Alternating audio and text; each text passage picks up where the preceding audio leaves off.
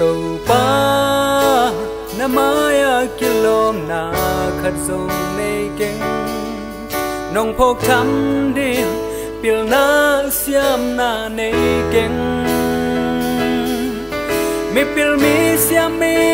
zalaya cây bằng lel chi bằng nông tê lung đam zen si nông ít na liang si hi dòng tàu ba năng tàu lối kim hoàng dấu keng tan na na khơi xiang trôi cây lam hồng hiu mi tê tung a ken bằng thu gen điên cặp điều na yên chim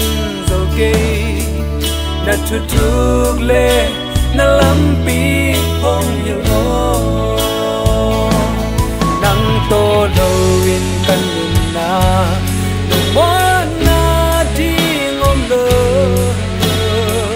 hấp dẫn na hui tin để hồng đâu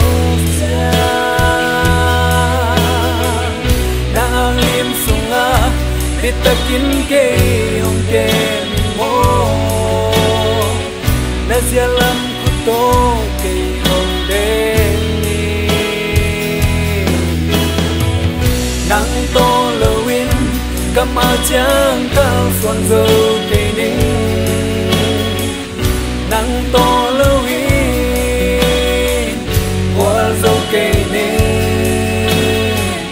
ông cần tin cây không lên đến nó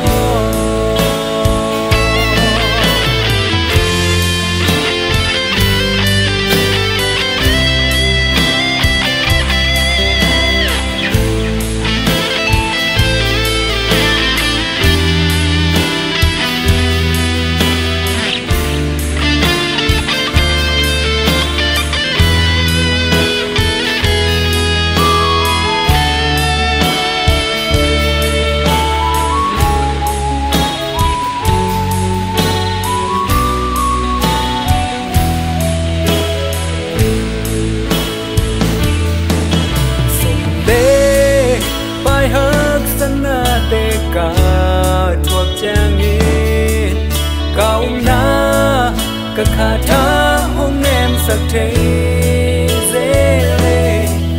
hi dòng đây tung hao na tê sa tàu pa nắng hồng ít rồi in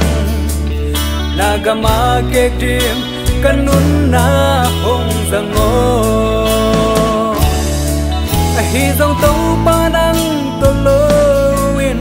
kim hoàng dấu keng căn nôn na khơi xiang trôi cây lam hồng hiu mi tê tung a ken bằng thu ken dim cặp pil na in chim dấu cây na chut chuk le na lam pi hồng hiu nắng to đâu in căn nôn